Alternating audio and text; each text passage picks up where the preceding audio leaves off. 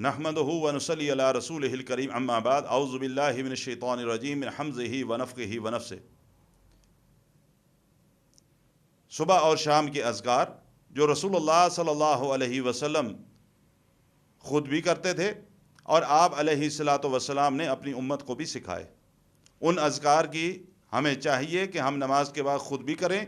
اور اپنی اولادوں کی تربیت بھی کریں کہ ہماری اولادیں وہ سیکھیں اور سیکھنے کے ساتھ ساتھ ان کی کو پڑھنا بھی شروع کریں۔ رسول اللہ صلی اللہ علیہ وسلم کے جو اذکار ہیں بتائے ہوئے، یہ مت سمجھیے کہ ہم صرف اس کو شیطان سے بچنے کے لیے، بلکہ ہر قسم کی مصیبت سے، تکالیف سے، آفات سے بچنے کے لیے، حادثاتی موت سے بچنے کے لیے اللہ کے نبی صلی اللہ علیہ وسلم نے کا ایک ذکر صرف عرض کرنا چاہوں گا،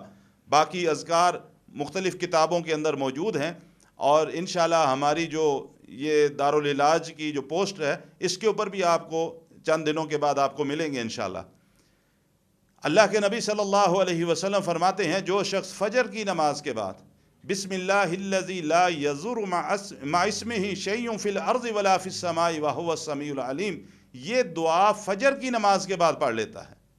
بسم اللہ الذی لا یضر مع اسمہ شیء فی الارض ولا فی السماء وہو السمیع العلیم، یہ دعا جو شخص فجر کی نماز کے بعد پڑھ لیتا ہے 3 بار، مغرب تک، شام تک، زمین اور آسمان کے درمیان کوئی بھی تکلیف پہنچانے والی چیز اس کو تکلیف نہیں پہنچائے گی۔ وہ تکلیف انسانوں کی طرف سے بھی ہو سکتی ہے، وہ تکلیف شیاطین جنوں کی طرف سے بھی ہو سکتی ہے۔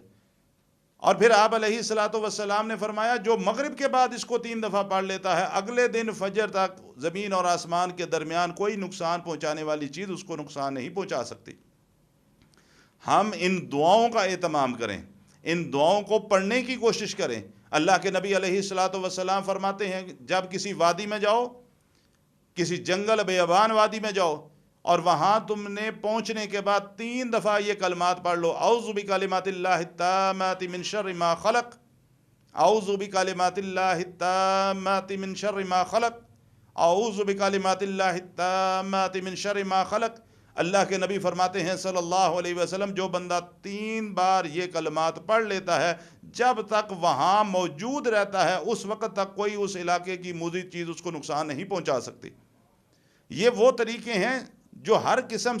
کے شر سے محفوظ رہنے کے لیے ہیں، چاہے وہ جنات میں سے ہوں، چاہے انسانوں میں سے ہوں۔ اس کے علاوہ بھی